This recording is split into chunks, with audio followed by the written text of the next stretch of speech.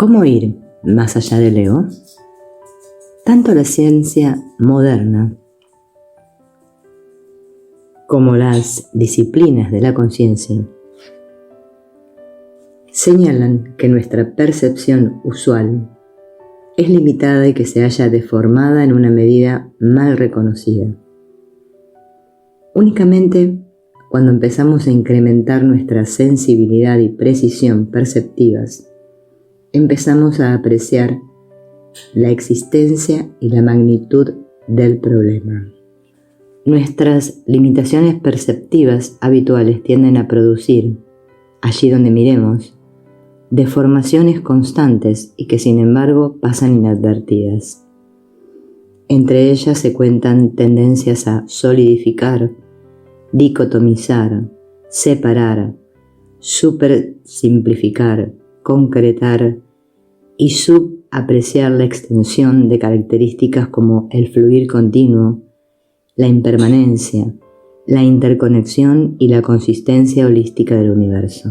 Estas deformaciones son de una amplitud tal y están tan escasamente reconocidas que nuestro cuadro habitual del universo, es decir, de la realidad, es fundamentalmente erróneo e ilusorio. La palabra ilusorio se ha entendido con frecuencia equivocadamente como si quisiera decir que el mundo no existe realmente. Más bien significa simplemente que la percepción que tenemos de él está coloreada y deformada en una medida que no reconocemos. El estado de una parte cualquiera refleja el estado del todo. Sin embargo, se ha de señalar que con esto no se apunta necesariamente a un modelo holográfico en el cual el todo está implícito en cada parte, como proponen ciertos modelos de la física y de las disciplinas de la conciencia. Está claro que el cerebro es un órgano plástico cuya estructura y función son reflejo de su ecología. Además, tanto la estructura como la función son en gran parte dinámicas y están continuamente adaptándose a las cambiantes exigencias funcionales. Los componentes neuronales muestran complejas interconexiones y son interdependientes. Los cambios producidos en cualquier parte del cerebro afectarán probablemente a muchas otras partes, si no a todas. En la mayoría de los casos, los cambios introducidos por el ambiente no se pueden predecir con absoluta certeza, sino que tienden más bien a ser probabilísticos, es decir, predecibles únicamente dentro de ciertos límites. Además, no hay un único mecanismo que pueda explicar los cambios observados. Ninguna reacción química, principio fisiológico, ni propiedad psicológica es suficiente para circunscribir con precisión los sucesos nerviosos. Cualquier cambio refleja más bien la totalidad de las respuestas de todas las partes, dimensiones y niveles del cerebro. No hay pues un único mecanismo fundamental al cual puedan ser reducidas las respuestas neurales y en virtud del cual se puedan explicar. En los niveles más fundamentales, todos los efectos reflejan el estado de la totalidad del cerebro y son congruentes con él.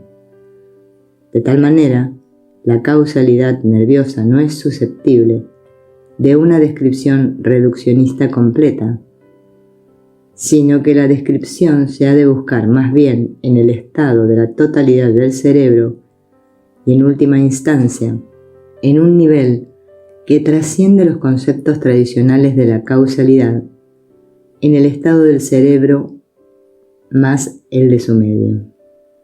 Por otra parte, el medio solo puede ser conocido por mediación del cerebro. El cerebro y el resto del universo constituyen pues un todo coherente. No se pueden separar y estudiar independientemente sin constituir una dualidad artificial y deformante que oculta su unidad y su interconexión fundamentales. La estructura y la función del cerebro son una función de la totalidad y de la interacción cerebro-no cerebro, medio. El registro de esta interacción está grabado dinámicamente en términos químicos y anatómicos en las vías nerviosas.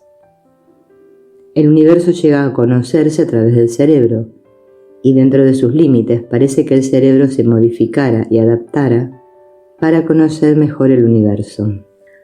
Cuando se superan las limitaciones perceptivas, la realidad que se revela resulta sorprendentemente diferente de la cotidiana.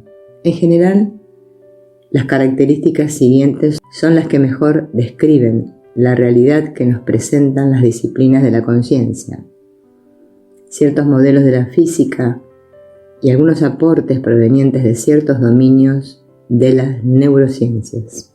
El universo parece ser no dualista en oposición a dicotómico, un todo unitivo en oposición a partes no relacionadas, interconectado en oposición a formado de componentes separados y aislados, dinámico y en movimiento o fluir continuo en oposición a estático, impermanente y efímero en oposición a duradero y permanente, vacío, constituido en gran parte por espacio no sólido y vacío, más que sólido, acausal, pero no anticausal, es decir, que trasciende los modelos tradicionales de la causalidad, puesto que cada uno de sus componentes participa en la determinación de cada acontecimiento, sin fundamento y coherente consigo mismo,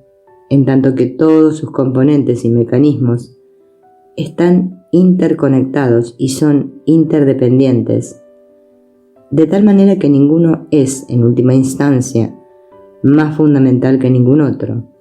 De aquí que el universo sea inexplicable en términos de un número limitado de mecanismos fundamentales, estático y probabilístico en vez de seguro, paradójico más que intelectualmente comprensible, codificable y comunicable en última instancia, inextricablemente vinculado al observador. Lo que se puede conocer es la interacción entre el observador y el observado, nunca las propiedades independientes del observado solo. Toda observación es una función de la conciencia del observador. Y por eso el universo conocido está inextricablemente ligado a la conciencia, en vez de ser divisible en conciencia y objetos de la conciencia. Al mundo se le puede llamar físico, mental o las dos cosas o ninguna, como más nos guste. En realidad las palabras no sirven para nada. La ontología fundamental que se revela es en gran parte dinámica, fluida, impermanente, holística, interconectada, interdependiente, sin fundamento, congruente consigo misma, vacía, paradójica, probabilística, infinitamente superdeterminada y se halla ligada inextricablemente a la conciencia del observador.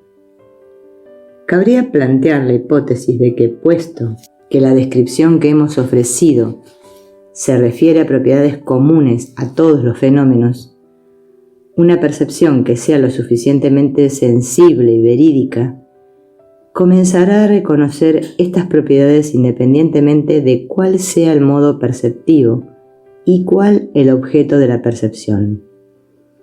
Así, se podría esperar que cualquier objeto, si se examina por mediación de cualquier modo perceptivo con una sensibilidad ampliada en el grado suficiente, sea por adiestramiento directo o mediante la instrumentación científica, presente un cuadro de su naturaleza inherente que responda a la descripción ofrecida. Pero en este nivel de mayor sensibilidad entra en juego otro factor, que es la conciencia del observador. Como en última instancia solo podemos conocer las propiedades de la interacción entre el observador y lo observado, cualquier disciplina empezará a detectar propiedades fundamentales a la vez de los objetos que investiga, tal como queda descrito, y del sistema de observación que incluye la conciencia del observador. Cuando el universo intenta conocerse como totalidad por mediación de la mente humana, algunos aspectos de ese mismo universo deben seguir siendo desconocidos.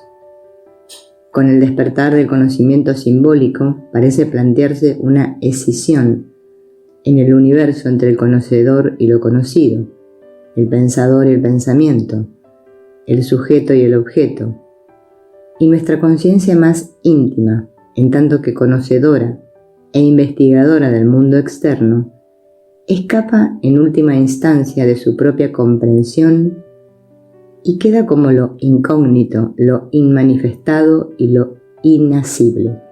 Como la mano que puede asir numerosos objetos, pero jamás puede asirse a sí misma, y el ojo que puede ver el mundo, pero no puede verse.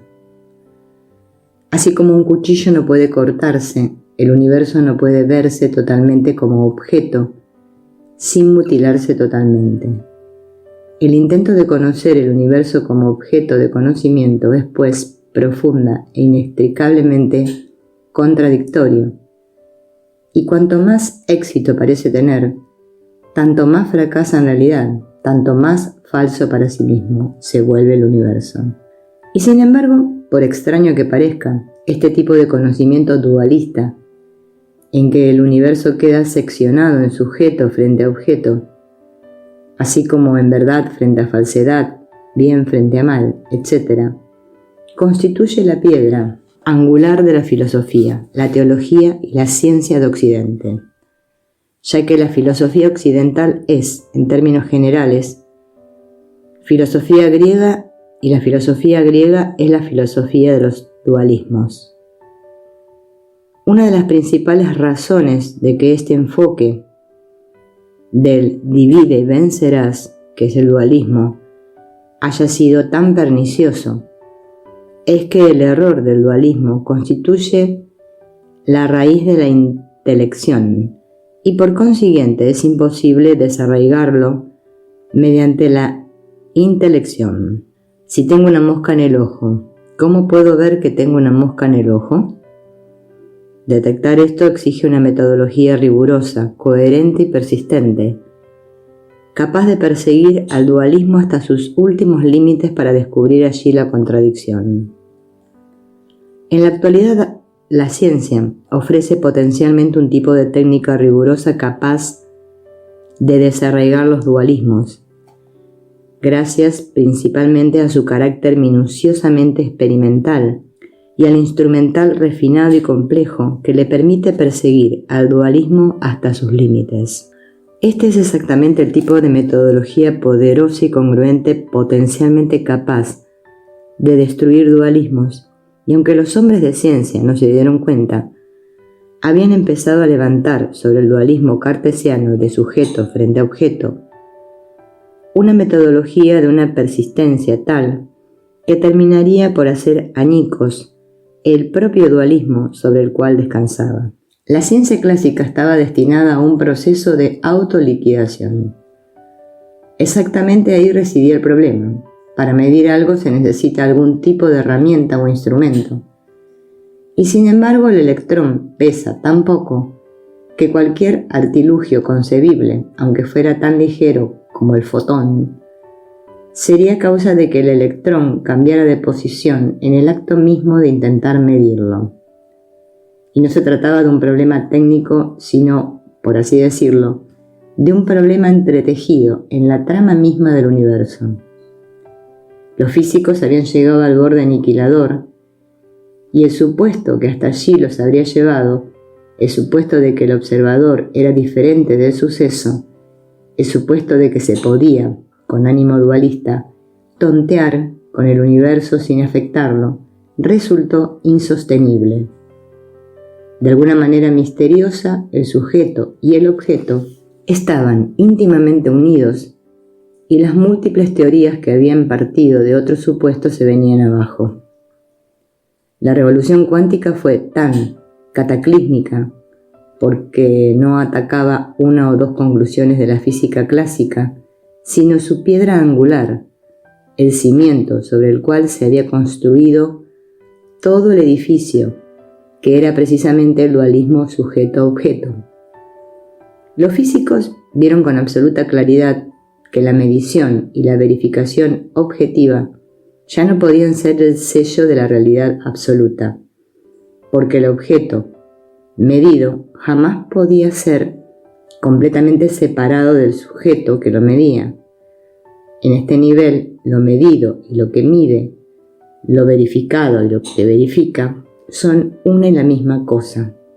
El sujeto no puede tontear con el objeto, porque en última instancia, sujeto y objeto son una y la misma cosa.